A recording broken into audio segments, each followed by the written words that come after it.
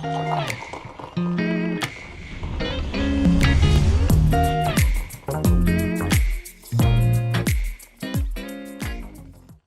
afternoon, everyone, and welcome to Theoretical Tea and Company. I am your host, Dr. Janice Marie Collins. We're here for a special edition of Spotlight on Research. I am excited about having you all here today because how can you be excited about research? I am. I hope you are too, because our special guest talks about not only making sense out of data, but also including human beings and how do we tell stories. How do you tell stories with data that really matter? And what is the research there? So this is really, really exciting. Thank you so much for joining us today. So the name of the book is The Data Analytics Advantage: Strategies and Insights to Understand Social Media Content and Audiences. The publisher is Oxford University Press. This book just came out. It's hot on the presses, as we would say. And it introduces readers to the power of data analytics in the age of AI-driven communication. Right there, that's a mouthful right there, because of the fact that AI, anything, is hot right now. And so this is really wonderful. We have an expert and a researcher here who wrote the book on AI-driven analytics and what it does, which for this book, it introduces readers to the power of data analytics in the AI-driven communication. I wanted to make sure you understood that. So if you're into AI, please listen up. Using the DAV framework, which stands for Discovery, Analysis, and Visualization, the book equips you with the skills to gather, interpret, and present data in ways that inform decision-making, uncover audience insights, and tell persuasive stories. Drawing on real-world case studies, hands-on exercises, and both qualitative and quantitative approaches, the book bridges theory and practice for the next generation of professionals navigating digital platforms. I would also say, in reading just a little bit of the book, I just got the book, so I wasn't able to finish it, but in reading it, I want to say that it's not just for the professionals, it's also for the researchers. It's also for individuals that you may be starting off and using data, and how do you tell stories with data. I think this is a good grounding for you when you read this book, and understanding as you progress, the book stays with you and the information stays with you. So speaking of which, let me get back to my guest here now. It's time for me to introduce my guest who can tell us a little bit more about the book better than I can. Dr. Kahn is an associate professor in the School of Media Arts and Studies at Ohio University and the founding director of the Social Media Analytics Research Team, better known as the Smart Lab. I love that. The Smart Lab, right? You feel even smarter just saying it. Is wonderful. His research examines social media analytics, audience engagement, digital inequality, and AI-driven communication. An educator and consultant with international experience, Dr. Kahn also serves as chief editor at Oxford University Press's Social Media in Society and Culture Intersection series. This is his latest book, The Data Analytics Advantage. And what it does, it offers you all a practical framework to help students and professionals and researchers and experts leverage in data analytics for meaningful communication and for business outcomes, which everyone, entrepreneurship is huge. Business outcomes is really important. I want to welcome Dr. Kahn. Welcome to Theoretical Tea and Company, Dr. Kahn. Thank you very much, Dr. Collins. It's a pleasure being here today. The pleasure is mine. I want to first start off. I want to tell you, when you say data-driven, okay, I'm so driven by data that it can be overwhelming. So let me ask you, if you will, tell us what the big picture is about this book. Sure. So first of all, data is all around us. We live in an age where we talk about concepts such as information overload, data overload. We're dealing with practically a deluge of data. Mm-hmm. So when we are looking at social platforms, for example, audiences, the social media use is very pervasive. Audiences are on generating tons of data. And it was very important to understand that data so that we can make better decisions and at a practical level have a much better life. So businesses, organizations, individuals, all are touched by data, and it is very imperative that we make sense of this data so that we can improve our outcomes. That's very good. And so that's really, really important. So when you're talking about your purpose, and if you haven't received your book yet, I want to give you a great shot of this book here. It's really wonderful. Is that what inspired you to write the book? Why? It's one thing to do the research on data. It's another thing to say, okay, I'm going to take everything that we know, everything we should know, and put it in a book. What inspired you to actually put this book together? Okay, the inspiration is multifaceted. Okay. And I'll start with my days when I founded the SMART Lab, or the Social Media Analytics Research Team Lab. And I was also the person who was assigned to teach a course in social media analytics. In fact, I developed that course from the scratch. Having done consulting over the years and teaching at different universities in about 6 countries, I came to a realization that when we are in the business domain or the communication or sociology or education, no matter which discipline we are working in, there is this understanding, first of all, that data is overwhelming, and it could be very true. It can be overwhelming. But my task was that I wanted to make it easier for our audiences, our students, to understand. And I'll start with a small example. I consulted for various small businesses and medium-sized enterprises, and I came to a realization that they had data. They had data that was constantly generated through their social platforms and within their organizations, but they weren't really utilizing it to its maximum potential. So instead of relying on intuition, what we need is relying on numbers so that we can make better decisions and informed decisions. When data is converted into decisions, it has to be converted into impact. And that requires ethical responsibility, that requires data literacy, and that requires asking the right questions. All these things combine to make a successful organization. And I thought and realized through my experiences and my interactions with different stakeholders that there was a real gap in the understanding of what data can do for them.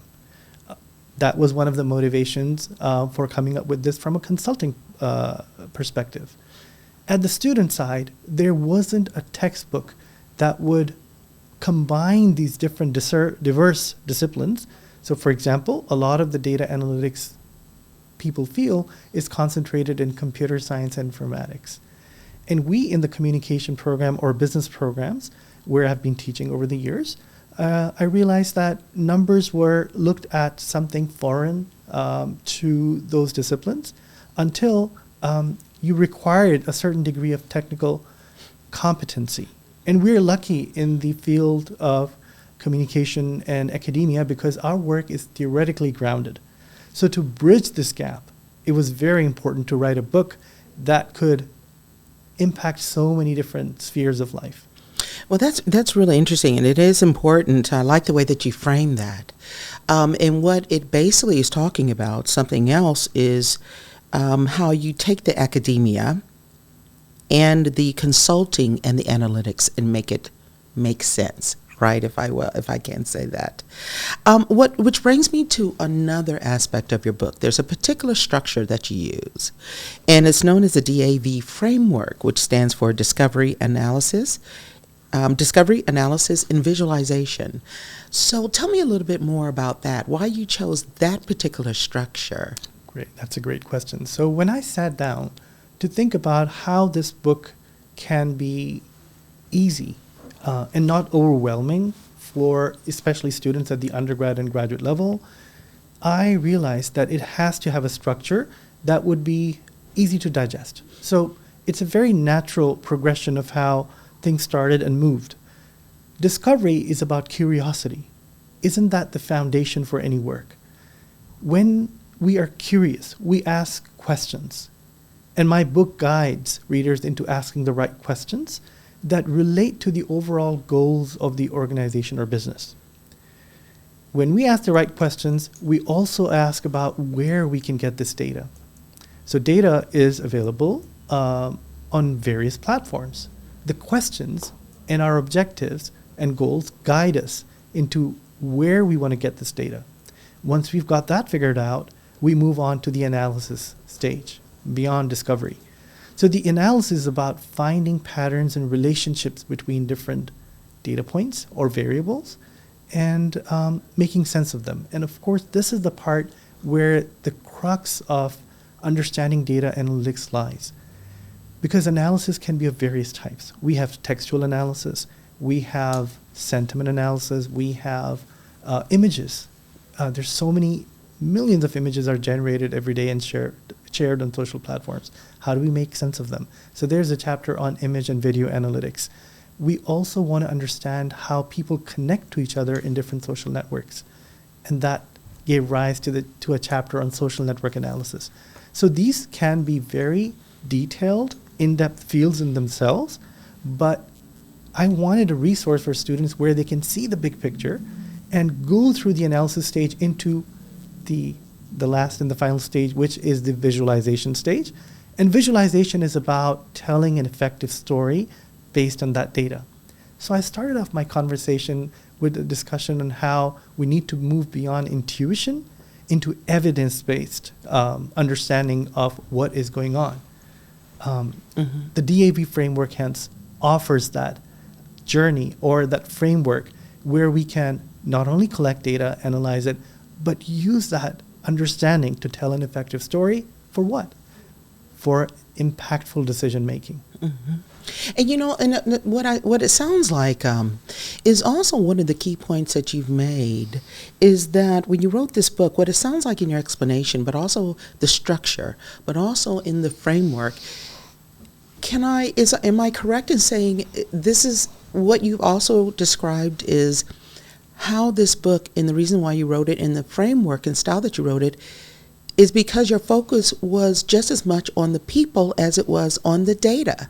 Not just how to gather the data, but how to speak about the data in a way that people would understand it, because they're dealing with people. Data, it's about what information do we know, or should we know, or have we discovered or revealed or found that will do this or that.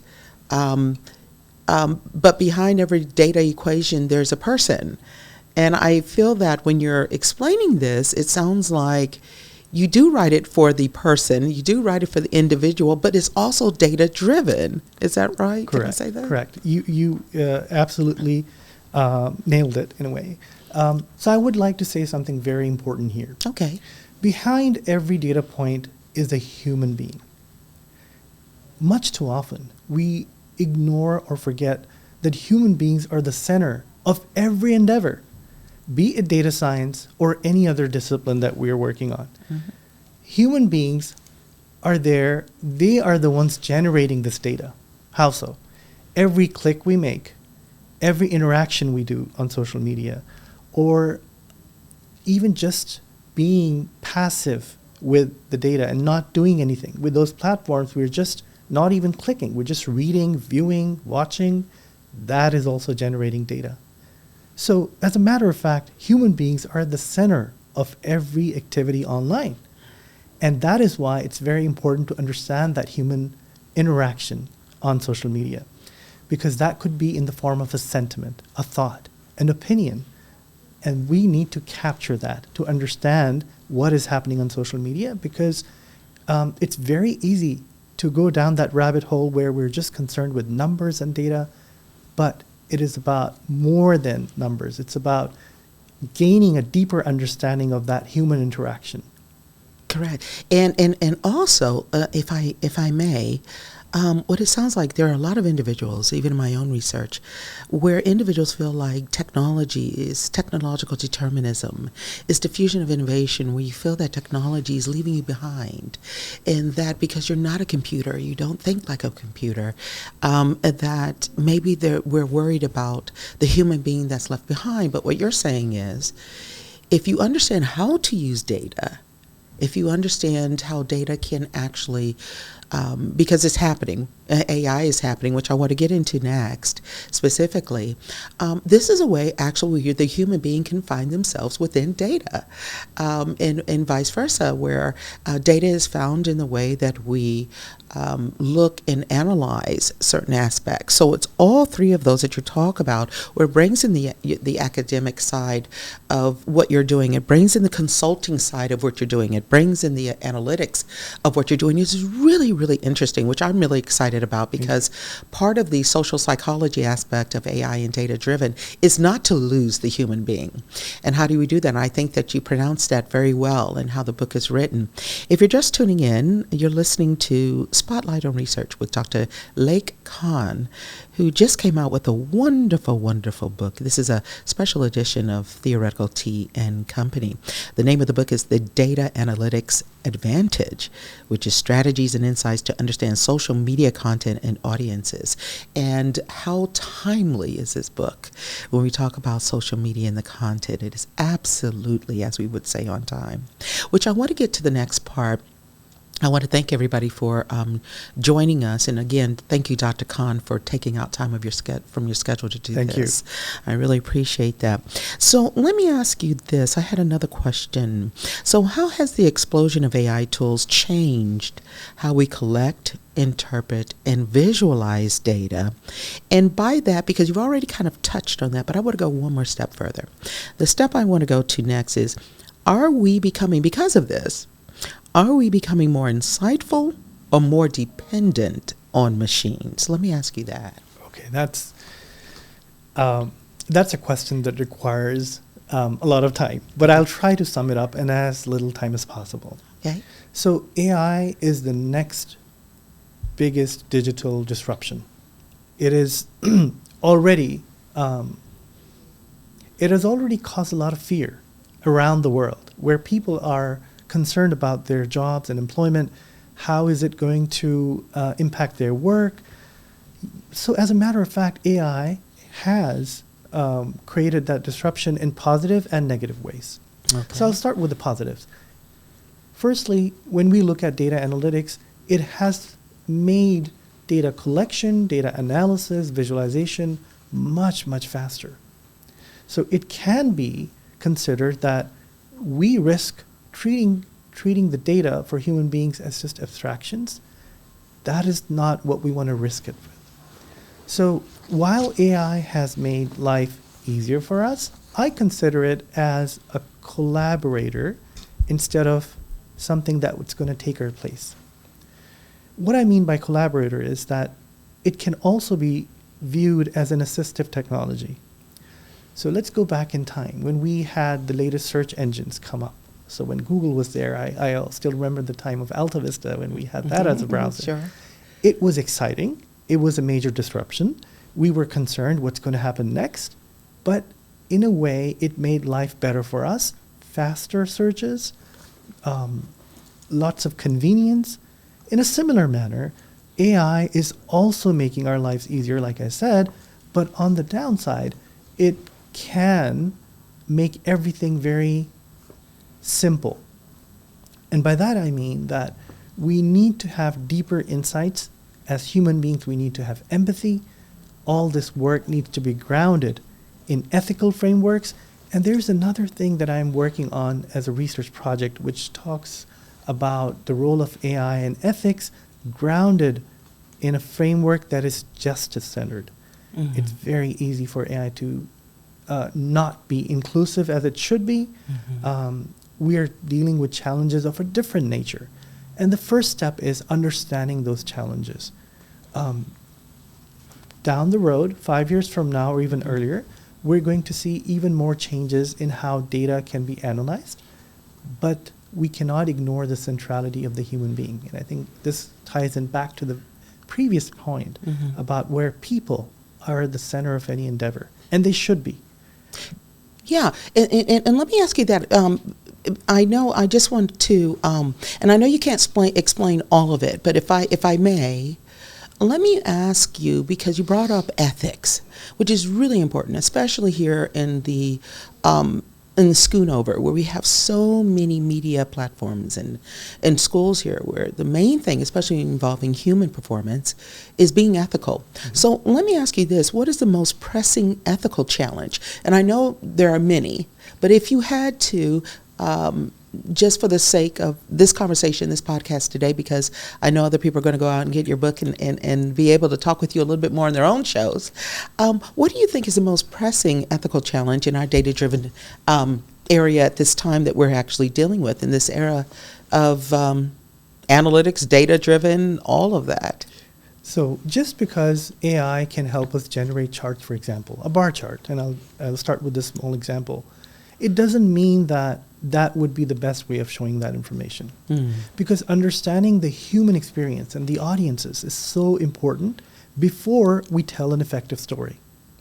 And so this means while we can generate all these charts and do different kinds of analysis, find patterns which AI can really help with, we need to understand that there needs to be algorithmic transparency from an ethical perspective and a very dedicated thought process that values inclusivity and making sure that we're getting the right data. So a lot of the AI-based analysis are going to be whatever data is available.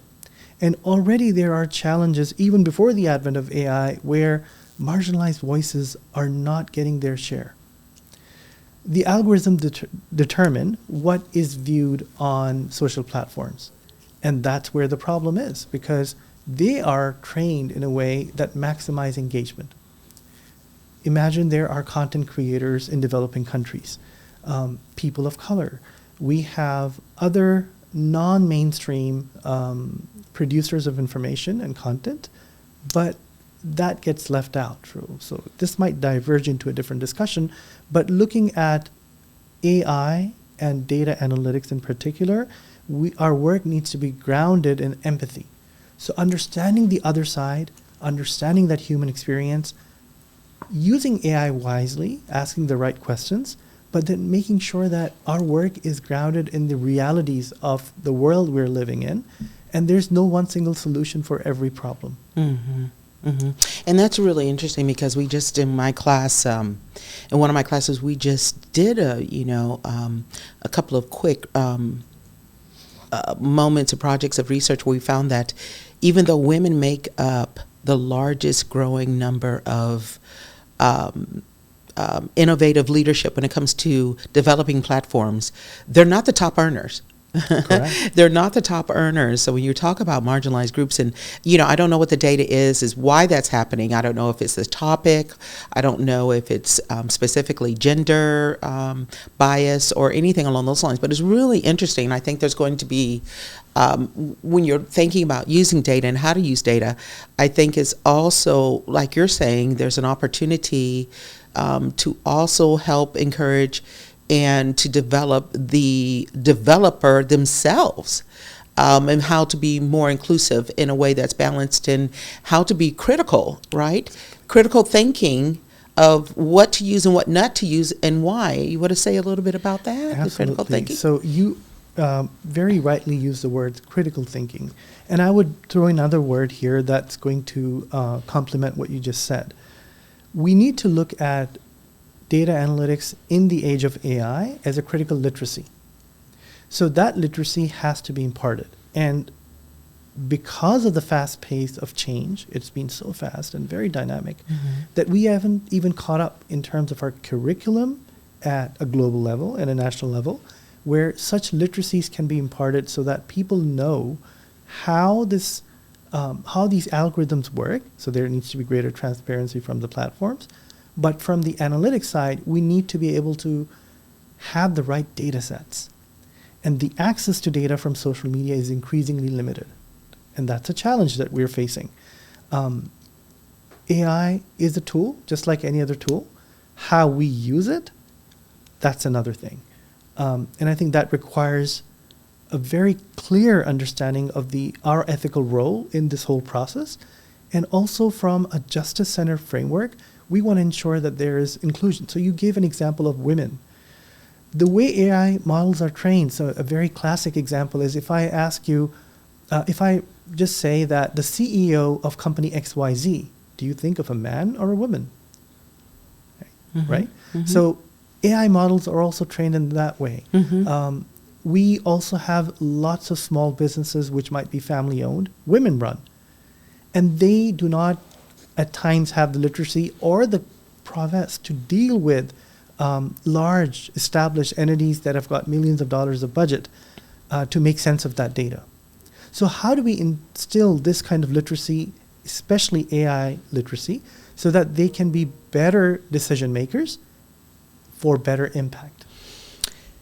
Really interesting. And we could talk about this more and more. We're coming to the end of the show.